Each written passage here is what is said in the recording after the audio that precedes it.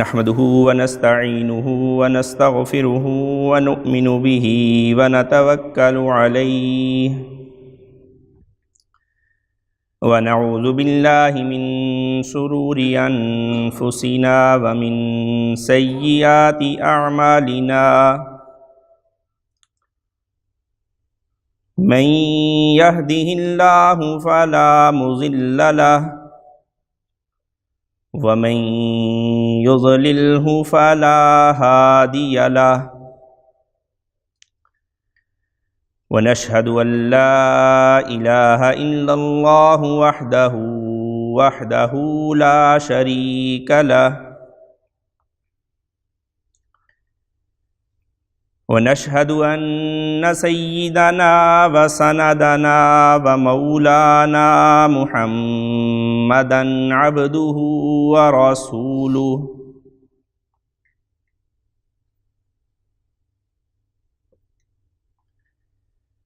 أما بعد فأعوذ بالله من الشيطان الرجيم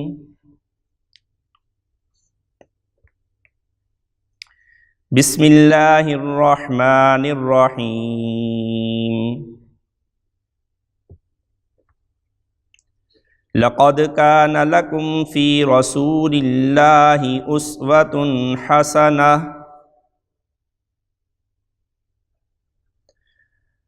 وقال الله تبارك وتعالى في مقام آخر إنك لعلى خلق عظيم صدق الله العظيم وصدق رسوله النبي الكريم ونحن على ذلك من الشاهدين والشاكرين والحمد لله رب العالمين اللهم صل على سيدنا ومولانا محمد وعلى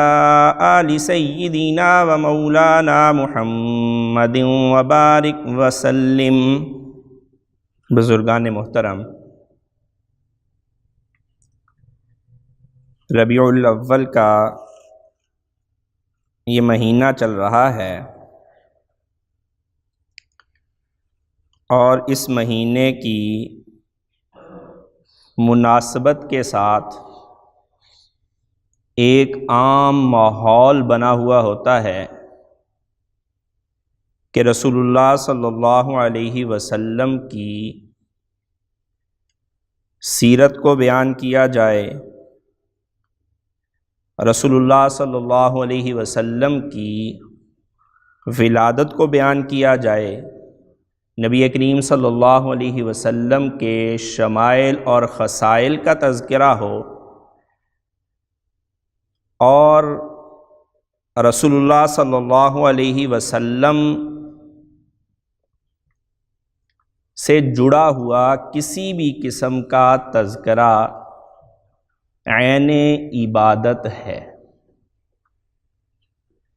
چاہے وہ رسول اللہ صلی اللہ علیہ وسلم کی ولادت کا تذکرہ ہو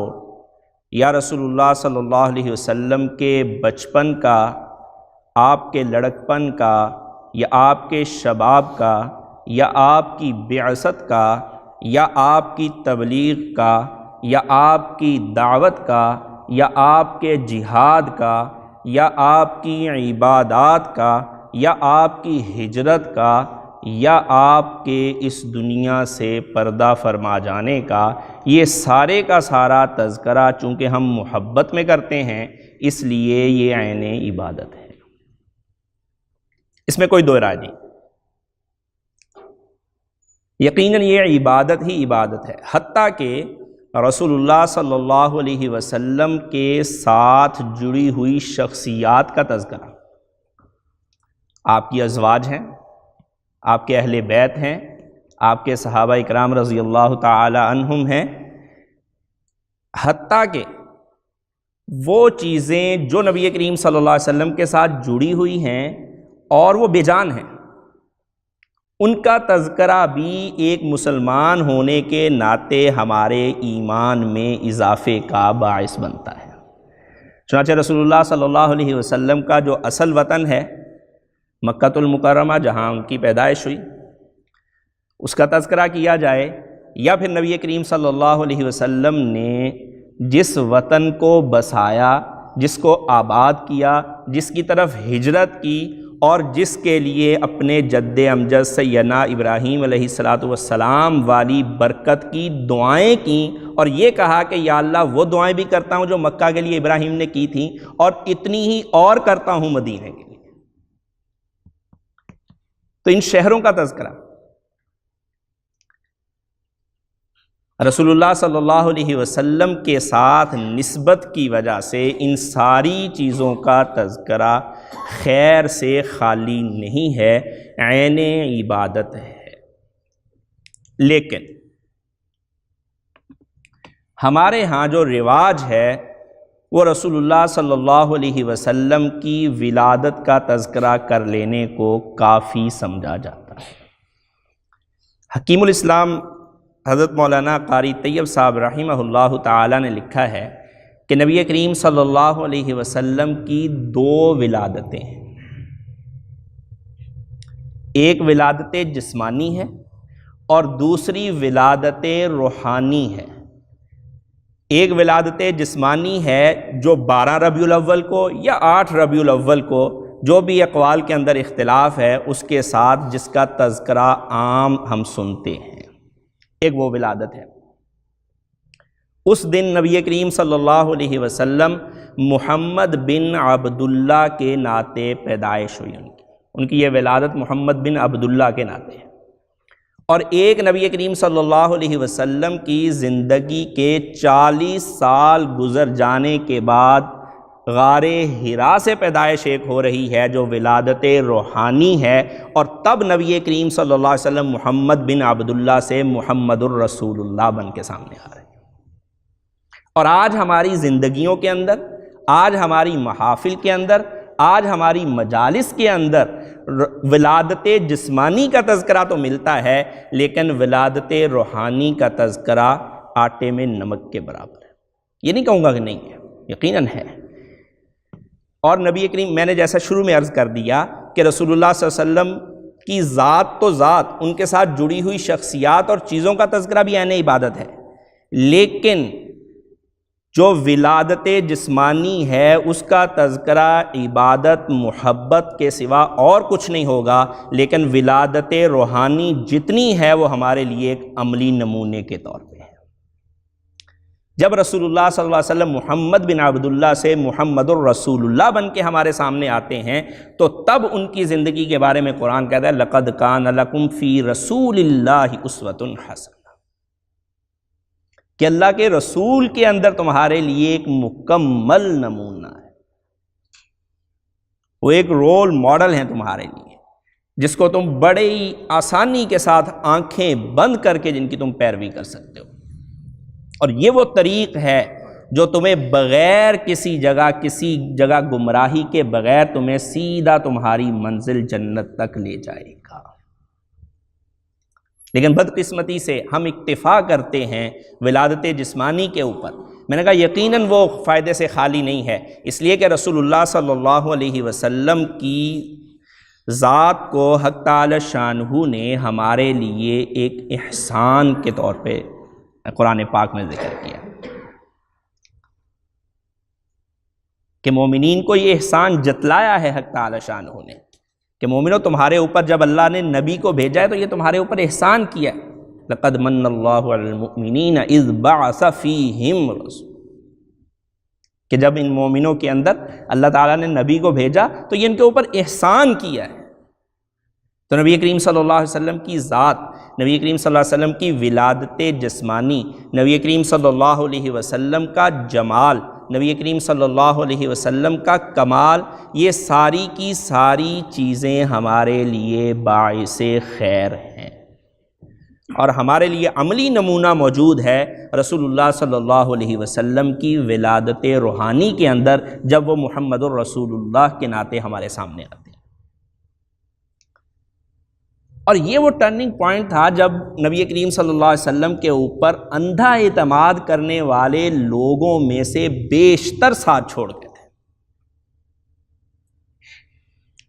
جب نبی کریم صلی اللہ علیہ وسلم نے کوہ صفا پہ چڑھ کے یہ کہا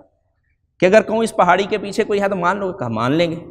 کہا پھر اللہ ایک ہے، مان لو میں اس کا رسول ہے۔ وہ سارے کے سارے جو ہے وہ منکر ہو گئے، اور سب سے پہلے پتھر اٹھا کے مارنے والا اپنا چچا ابو لہب۔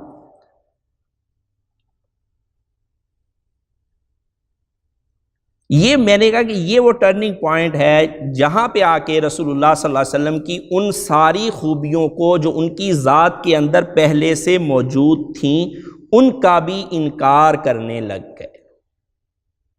اور ہم بھی آج اپنی زندگیوں کے اندر رسول اللہ صلی اللہ علیہ وسلم کی اس زندگی کا تذکرہ کر لینا کافی سمجھتے ہیں۔ میں نے کہا باعث خیر ہے، اس میں کوئی شک نہیں ہے، اور اس کا ایک بہت بڑا فائدہ بھی ہے۔ اس کا فائدہ یہ ہے کہ رسول اللہ صلی اللہ علیہ وسلم ہمارے محبوب ہیں، بلکہ محبوب خدا بھی ہیں، محبوب کل جہاں بھی ہیں۔ تو جب وہ ہمارے محبوب ہیں تو محبوب کی خصوصیات جب ہمارے سامنے نکھر کے آئیں گی تو محبت کے اندر اور اضافہ ہوتا چلا جائے گا۔ چنانچہ حضرت امام حسن رضی اللہ تعالی عنہ نبی کریم صلی اللہ علیہ وسلم کے وصال کے وقت ابھی 7 سال عمر تھی، چھوٹے تھے۔ تو نبی کریم صلی اللہ علیہ وسلم کو 7 سال کا بچہ بہت ساری چیزیں بھول جاتا ہے بڑا ہو کے، وہ نقش تو ذہن میں رہتے ہیں کیسے تھے، لیکن کچھ چیزیں بھول جاتا ہے۔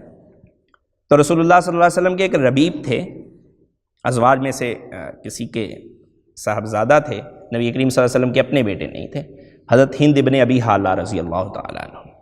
یہ حضرت حسن کے ماموں لگے کیونکہ ربیب تھے نبی کریم صلی اللہ علیہ وسلم کے، زوجہ کے بیٹے تھے، تو اس لیے ماموں لگے۔ تو ان کے بارے میں آتا ہے کہ یہ کان وصافن، کہ یہ نبی کریم صلی اللہ علیہ وسلم کی خوبیاں بڑی کثرت سے بیان کیا کرتے تھے، رسول اللہ صلی اللہ علیہ وسلم کے حسن و جمال کو بڑی کثرت سے ذکر کیا کرتے تھے اس کا۔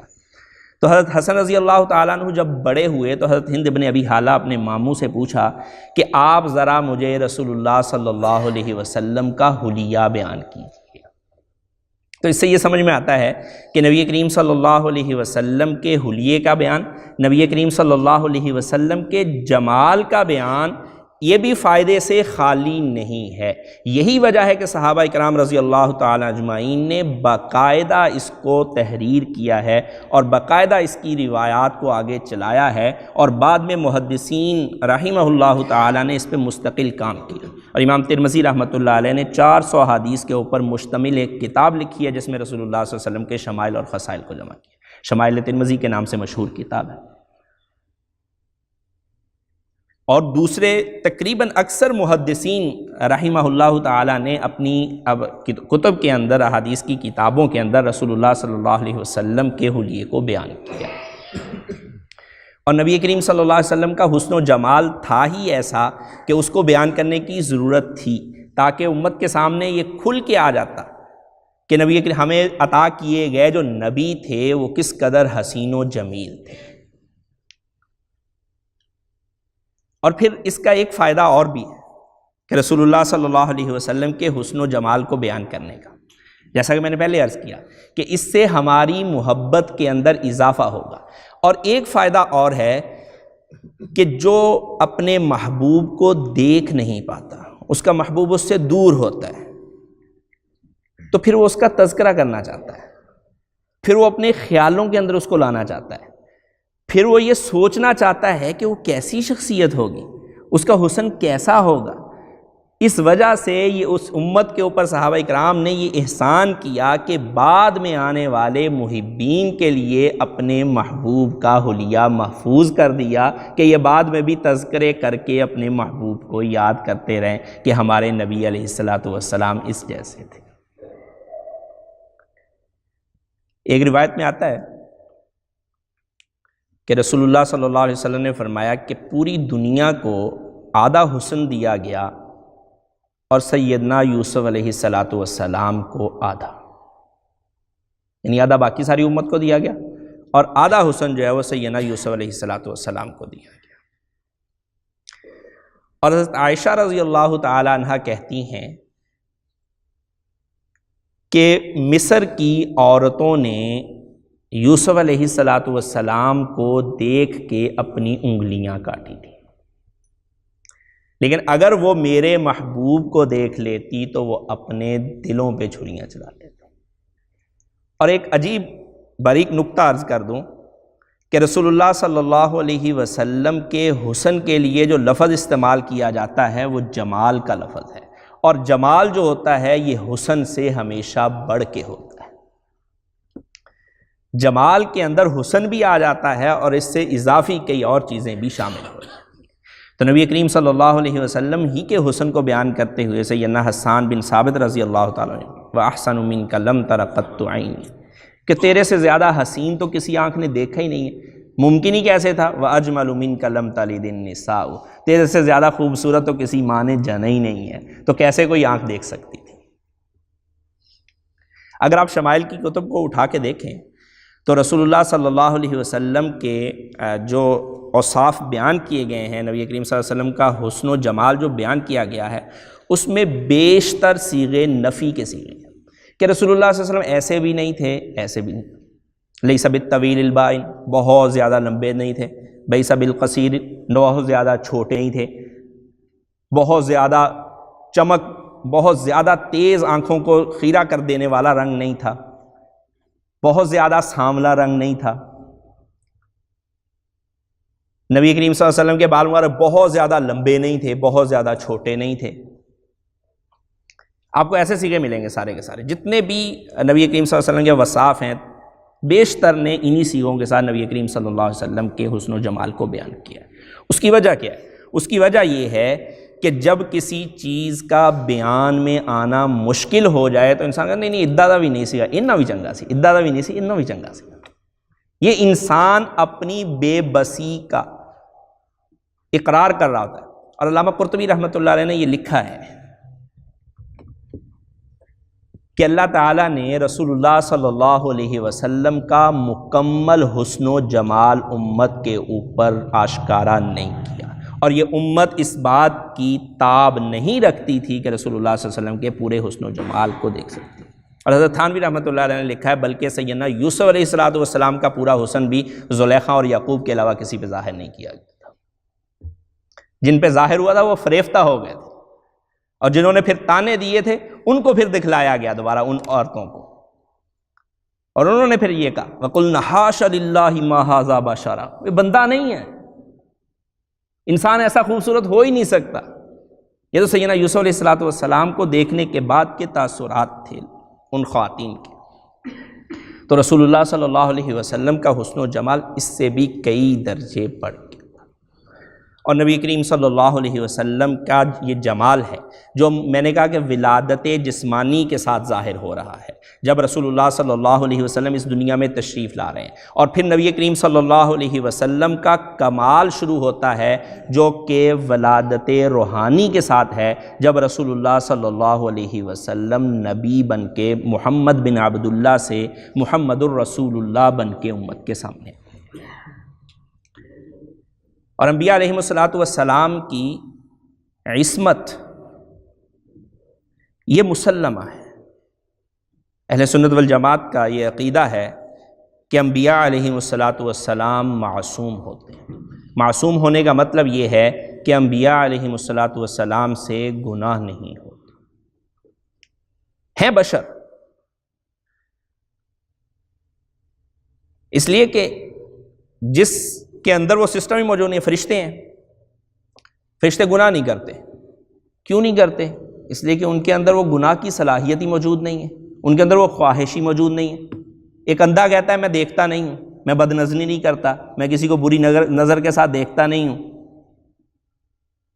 ایک نامرد کہتا ہے کہ میں زنا نہیں کرتا، تو اس کی کیا خصوصیت ہے؟ اس کے اندر تو وہ سسٹم ہی موجود نہیں ہے، اس کے اندر کوالٹی موجود نہیں ہے۔ فرشتے اس درجے کے اوپر ہیں کہ فرشتوں کے اندر حق تعالی شانہ نے خواہش کا مادہ نہیں رکھا، صرف اطاعت کا مادہ رکھا ہوا ہے، وہ فرما برداری ہی فرما برداری کرتے ہیں۔ لیکن انسان کے اندر اللہ تعالیٰ نے خواہش کا مادہ رکھا ہوا ہے۔ اب یہ شخص اس مادے کے پائے جانے کے باوجود اس خواہش کے پیچھے اللہ کی نافرمانی اور معصیت کے اندر نہیں پڑتا، یہ کمال ہے۔ تو انبیاء علیہ السلام کے اندر وہ خواہشیں موجود تھیں، ایسا نہیں تھا کہ انبیاء علیہم السلام کے اندر وہ خواہشات موجود نہیں تھی، وہ سب کچھ موجود تھا، اور قرآن نے اس کا ذکر کیا ہے۔ سیدنا یوسف علیہ السلام کا ذکر دیکھ لیں، ہمت بھی وہم بہا، قرآن کہتا ہے کہ زلیخا نے ڈورے بڑھائیں ادھر،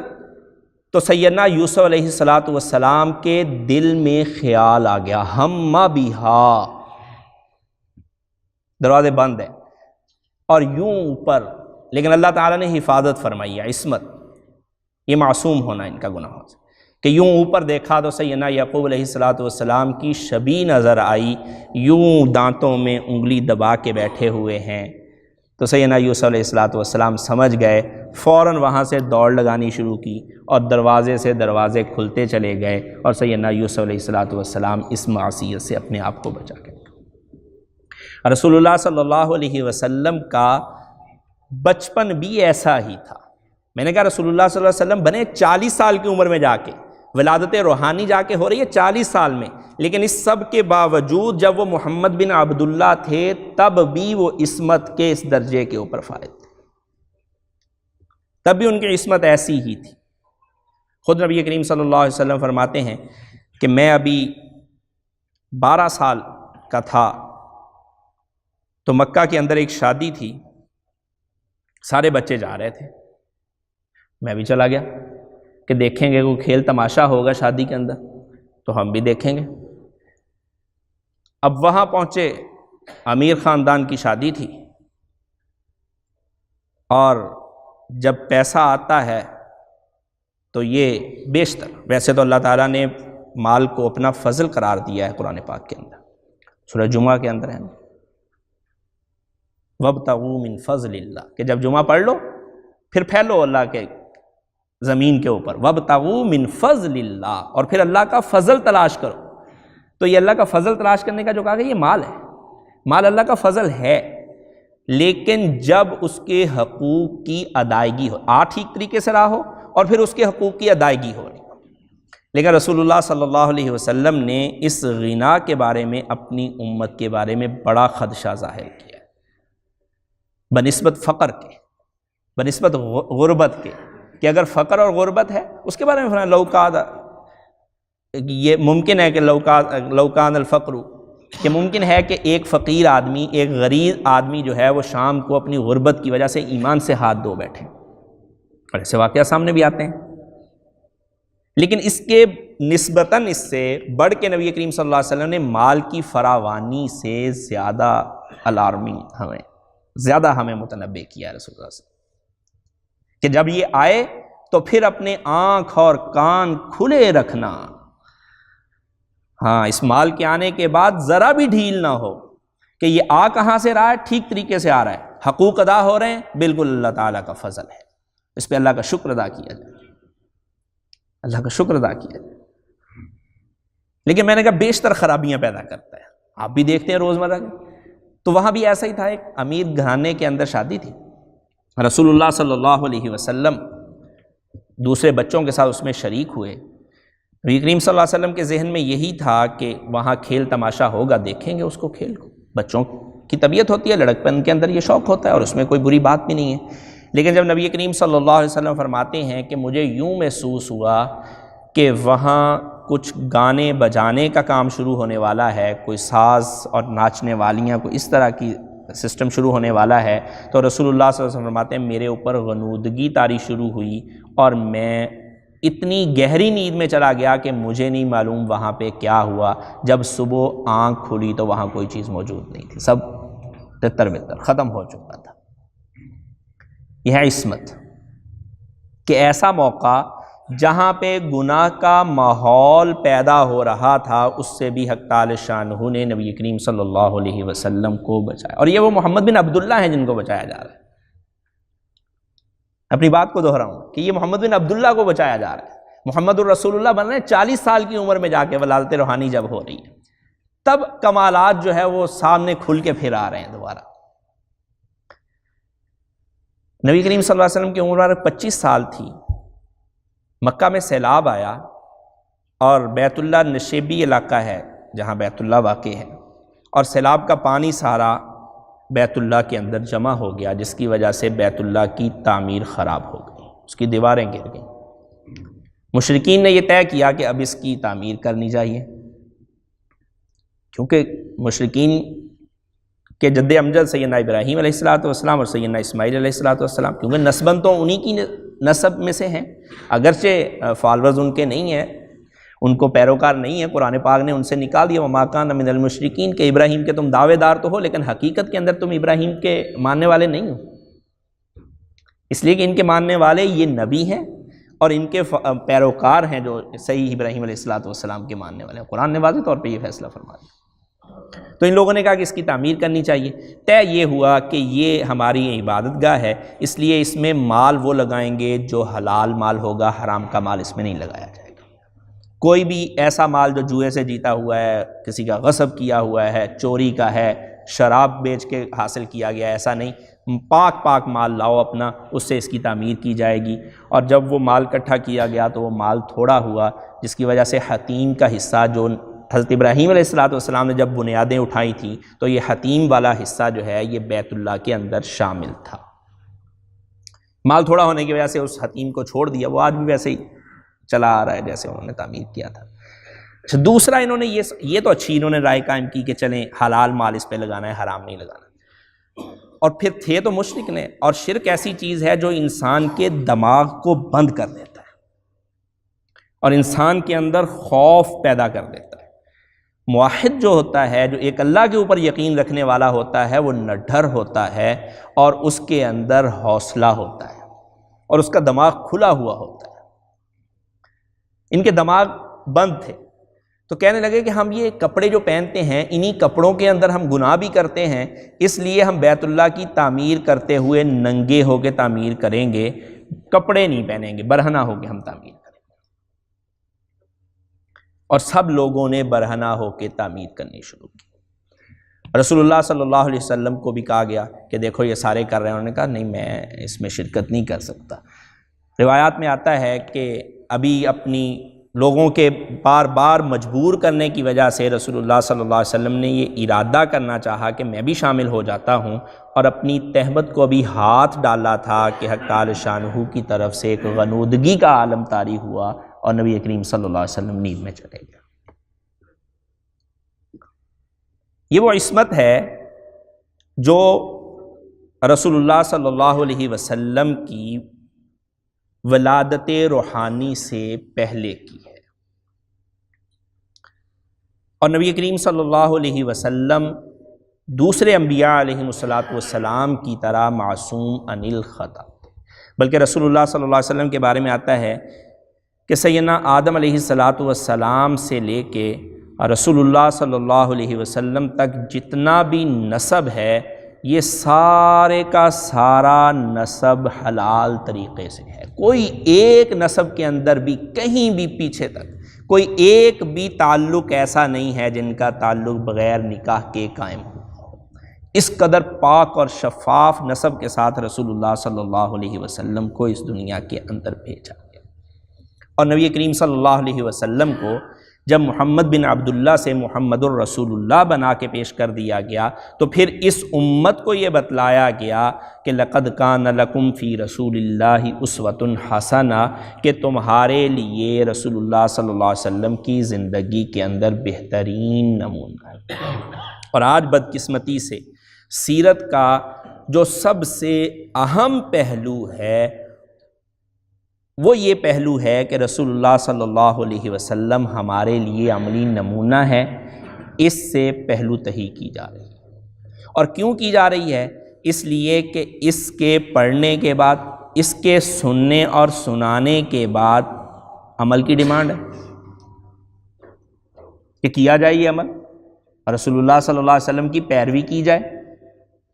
جبکہ ولادت کا ذکر کر لینا، لڑکپن کا ذکر کر لینا، جمال کا ذکر کر لینا اور خصوصیات کو پڑھا لینا، اس میں سوائے سبحان اللہ اور درود پڑھ لینے، میں نے کہا خیر سے خالی نہیں ہے، یہ عین عبادت ہے، خیر سے یہ قطعاً خالی نہیں ہے۔ اس میں ہمارے لیے خیر ہی خیر ہے، لیکن اس کے بعد ہمارے لیے کوئی اور چیز نہیں ہے، جبکہ رسول اللہ صلی اللہ علیہ وسلم کی سیرت کے اندر ہمارے لیے عملی نمونہ موجود ہے۔ اور رسول اللہ صلی اللہ علیہ وسلم کی سیرت کی خوبی یہ ہے کہ نبی کریم صلی اللہ علیہ وسلم نے جو فرمایا ہے، نبی کریم صلی اللہ علیہ وسلم نے جو کہا ہے، وہ خود اس سے بڑھ کے کر کے دکھلایا ہے۔ آج آپ کو اچھی اچھی باتیں کرنے والے بہت مل جائیں گے، بلکہ ایک ٹرینڈ چل رہا ہے آج کل تو نا موٹیویشنل سپیکرز،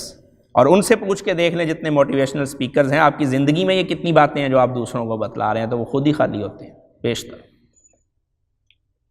دعوے بڑے بڑے ہیں، لگی لپٹی باتیں زیادہ کی جا رہی ہیں، لیکن زندگیاں عمل سے خالی ہیں۔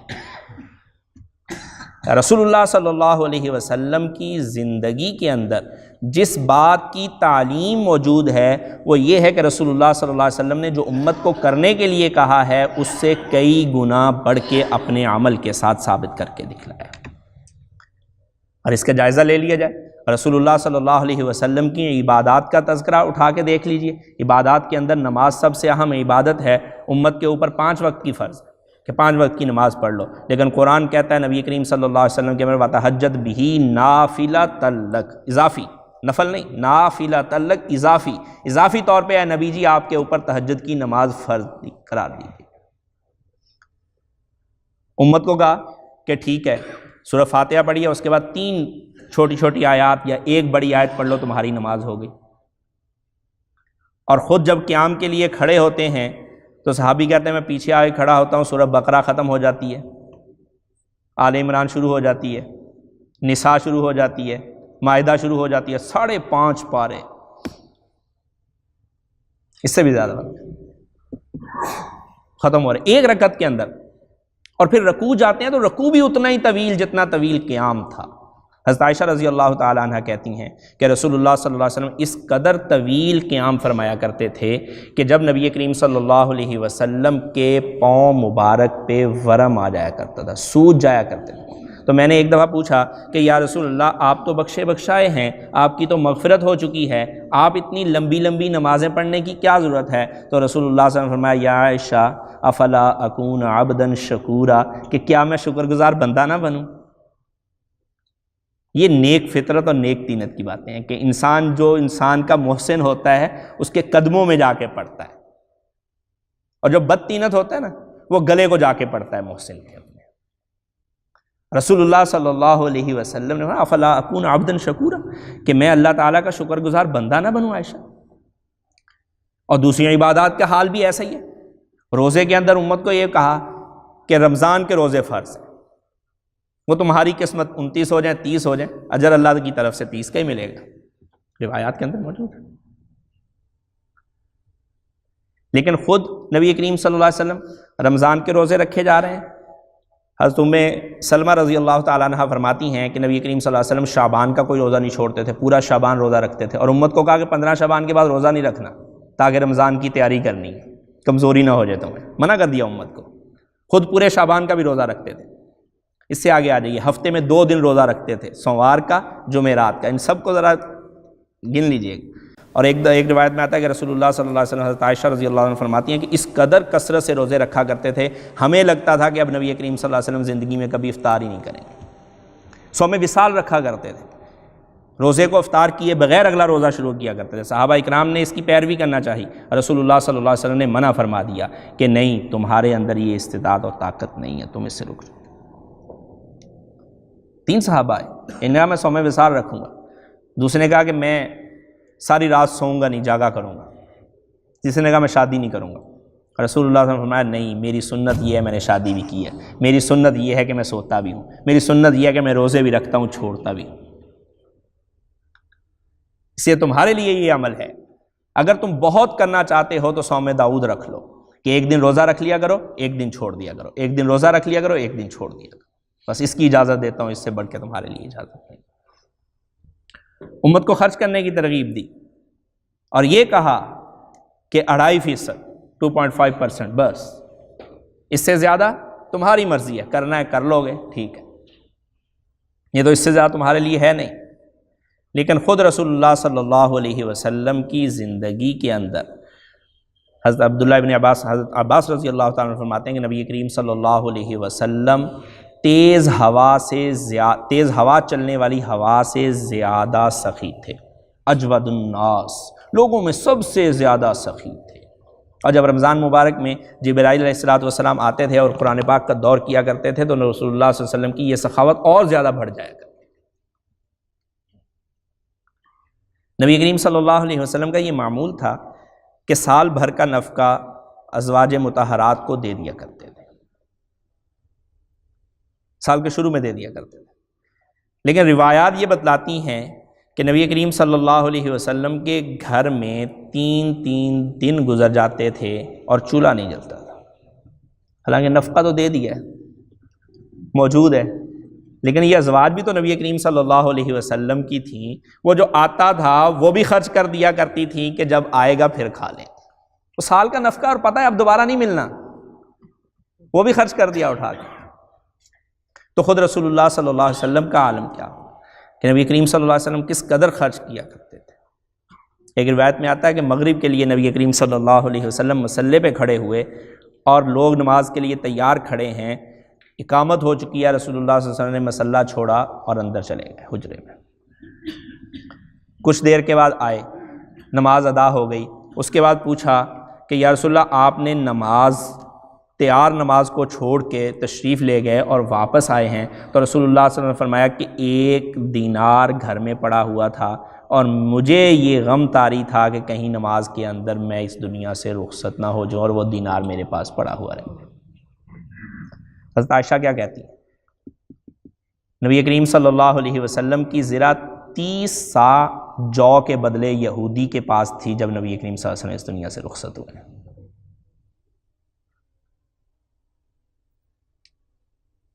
کر کے دکھلایا ہے،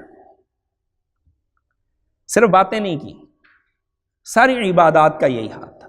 اور پھر عبادات سے ہٹ کے اگر اخلاق کی طرف آئیں تو اخلاق کے اوپر تو خود قرآن پاک نے گواہی دی، انک لعلی خلق عظیم، کہ آپ تو اخلاق کے اعلیٰ درجے کے اوپر فائز ہیں۔ اور خود رسول اللہ صلی اللہ علیہ وسلم نے فرمایا انما بعثت لاتمم مکارم الاخلاق، مجھے مکارم اخلاق کی تکمیل کے لیے اس دنیا کے اندر بھیجا گیا ہے۔ اعلیٰ درجے کے اخلاق نبی کریم صلی اللہ علیہ وسلم کو عطا کیے گئے تھے۔ صبر ہے، حلم ہے، عفو درگزر ہے، سب کی مثالیں ایسی ہیں کہ انسان حیران رہ جاتا ہے، حیران رہ جاتا ہے۔ لوگوں کو اگر معاف کرنے کا ترغیب دی ہے،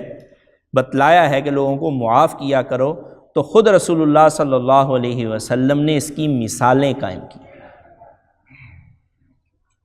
جب طائف فتح ہوا ہے، طائف کی طرف نبی کریم صلی اللہ علیہ وسلم تشریف لے گئے ہیں، ایک تو پہلے گئے نا مکہ والوں سے نا امید ہو کے، نا امید تو نہیں کہہ سکتے،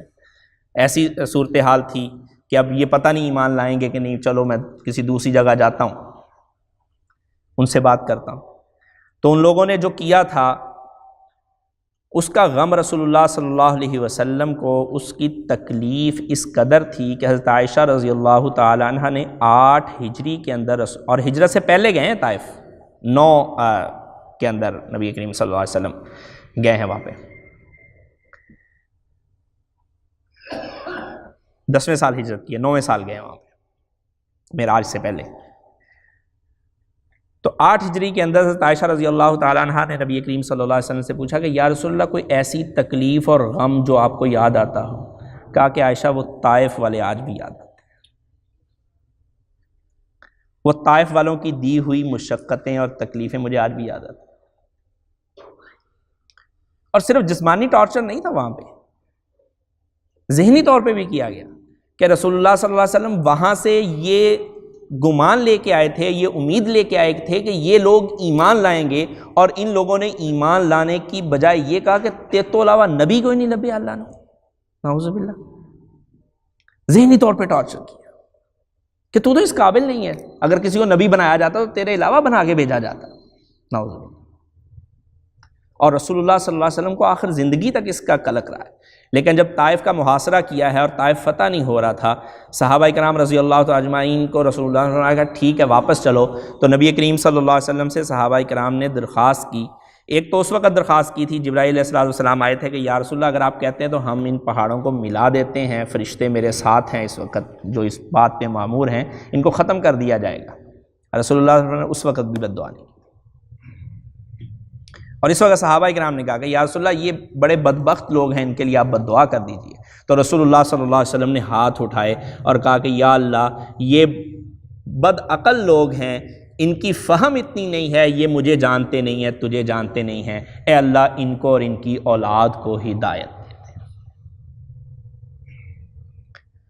ابو سفیان بہت بڑا نام ہے، اللہ تعالیٰ نے ایمان دیا بعد میں، رضی اللہ تعالیٰ عنہ بنے،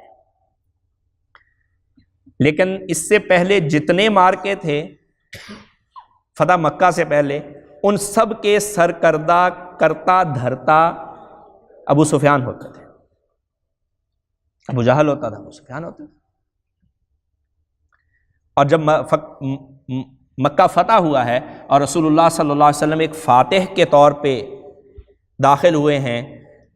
تو انہی مشرکین نے جو رسول اللہ صلی اللہ علیہ وسلم کے 40 سال ولادت روحانی سے پہلے نبی کریم صلی اللہ علیہ وسلم کی خوبیوں کو جانتے تھے اور جان بوجھ کے آنکھیں بند کر لی تھیں، انہی خوبیوں کو گنوانا شروع کیا کہ اے محمد آپ تو ہمارے بھائی ہیں، آپ تو بڑے رحیم اور کریم ہیں۔ تو رسول اللہ صلی اللہ علیہ وسلم فرمایا آج میں وہی بات کہوں گا جو سیدنا یوسف علیہ السلام نے اپنے بھائیوں سے کہی تھی، لا تثریب علیکم اليوم، کوئی پکڑ نہیں ہوگی تمہارے۔ اور ابو سفیان کے گھر کو دارالامان قرار دیا، من کان داخل دار ابی سفیان فکان آمینا، کہ جو ابو سفیان کے گھر کے اندر داخل ہو گیا وہ امن والا ہے، اس کو امن دیا جائے گا۔ یہ کس کا گھر ہے؟ یہ اس کا گھر ہے جو دشمن ہے اور سارے مار کے کھڑے کرنے والا ہے۔ اور ابو جہل کا بیٹا اکرمہ رضی اللہ تعالیٰ عنہ بن گیا، وہ بھی اللہ تعالیٰ نے ان کو بھی ایمان کی دولت دی۔ جب مکہ فتح ہوا تو یہاں سے بھاگے یمن چلے گئے۔ ان کی زوجہ ایمان لے آئی تھی رضی اللہ تعالیٰ عنہ، انہوں نے یمن میں رابطہ کیا ان سے اور کہا کہ آ جاؤ محمد سے معافی منگوا دیتی ہوں۔ کہا کہ نہیں، میرا تو باپ بھی خلاف تھا، میں خود ان کے خلاف کھڑا رہا ہوں اور خود تکلیف دی ہے نبی کریم صلی اللہ علیہ وسلم کی صاحبزادی کو، تو مجھے معافی نہیں ملے گی۔ کہا نہیں، وہ بڑے معاف کرنے والے ہیں، تم آؤ تو صحیح معافی ملے گی۔ اور جب رسول اللہ صلی اللہ علیہ وسلم کو پتہ چلا ہے کہ اکرمہ آ رہا ہے، ابو جہل کا پتر، اس کو دیکھا آتے ہوئے، تو نبی کریم صلی اللہ علیہ وسلم مسجد نبوی کے اندر تشریف فرما تھے۔ روایات میں آتا ہے کہ رسول اللہ صلی اللہ علیہ وسلم اتنی تیزی سے اٹھے کہ نبی کریم صلی اللہ علیہ وسلم کی چادر مبارک جسم سے اتر گئی، اور کھڑے ہو کے کہا مرحبا بالراکب المہاجر، اس اسلام کی طرف ہجرت کرنے والے کو ہم ویلکم کہہ رہے ہیں، خوش آمدید کہہ رہے ہیں۔ اس کو دنیا قاصر ہے ایسی مثالیں پیش کرنے سے۔ میں نے کہا باتیں کرنے والے بہت سارے مل جائیں گے، اچھی اچھی باتیں سنانے والے بہت سارے مل جائیں گے، لیکن اپنے عمل سے رہنمائی پیش کرنے والے آٹے میں نمک کے برابر۔ اور رسول اللہ صلی اللہ علیہ وسلم نے جتنے کام امت کو تعلیم کیے ہیں، ترغیب دی ہے، اس کو اس سے کئی درجے بڑھ کے اپنے عمل کے ساتھ پیش کیا ہے اس امت کے ساتھ۔ وحشی کو معاف کیا، معافی کے باوجود تکلیف تھی، اور رسول اللہ فرمایا کرتے تھے کہ وحشی میرے سامنے نہ بیٹھا کرو، چچا یاد آتے، کلیجہ لا کے نکال کے دیا تھا ہندا کو، اس ہندا کو بھی معاف کیا جس نے کلیجہ چبایا چچا کا۔ تو رسول اللہ صلی اللہ علیہ وسلم کی یہ والی زندگی، نبی کریم صلی اللہ علیہ وسلم کی یہ والی ولادت، جسے ولادت روحانی کے ساتھ حکیم الاسلام قاری طیب صاحب رحمۃ اللہ علیہ نے جوڑا ہے، یہ وہ ولادت ہے جس کا تذکرہ ہمارے لیے زیادہ ضروری ہے، اور بدقسمتی سے اس کو ہم چھوڑے بیٹھے ہیں، اور یہ سمجھتے ہیں کہ رسول اللہ صلی اللہ علیہ وسلم کی ولادت جسمانی، ان کے جمال وغیرہ کو بیان کر لینا ہمارے لیے کافی ہے۔ خیر سے یقیناً میں نے عرض کیا خالی نہیں ہے، لیکن ہمارے لیے اگر عملی نمونہ موجود ہے تو وہ رسول اللہ صلی اللہ علیہ وسلم کی ولادت روحانی 40 سال کے بعد کے جو 23 سال ہیں ان کے اندر موجود ہے۔ یہ تہیہ کر لینا چاہیے، یہ ارادہ کر لینا چاہیے، یہ نیت کر لینی چاہیے کہ ہمیں رسول اللہ صلی اللہ علیہ وسلم کی سیرت کو پڑھنا ہے، اور آج اسے اس کام کو شروع کر دیں، جو بھی آپ کو مناسب لگے۔ عام فہم کتاب ایک ڈاکٹر عبدالحی عارفی رحمۃ اللہ علیہ کی اسوہ رسول اکرم صلی اللہ علیہ وسلم، اس کو پڑھ لیجئے، اس میں نبی کریم صلی اللہ علیہ وسلم کی بہت ساری عادات۔ اور بزرگان دین یہ فرماتے ہیں کہ حضرت ڈاکٹر عبدالحی عارفی رحمۃ اللہ علیہ کی اس کتاب کی خاصیت یہ ہے کہ حضرت نے اس کتاب کو اپنے عمل کے ساتھ لکھا ہے، اپنے عمل کے ساتھ، مطلب یہ کہ جو رسول اللہ صلی اللہ علیہ وسلم کی خوبیاں اس میں آئی ہیں ان کو اپنایا کرتے تھے اور وہ اس کتاب کے اندر لکھا کرتے تھے۔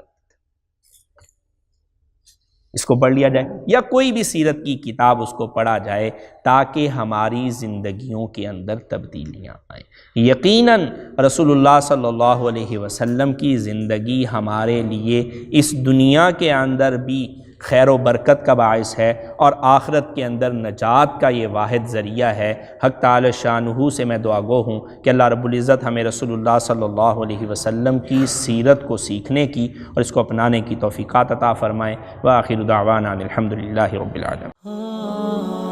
خليل بالقرآن هو إمامنا على هداية الله آمتنا، كلام ربنا هدايتنا، عطاء جبريل على رسولنا.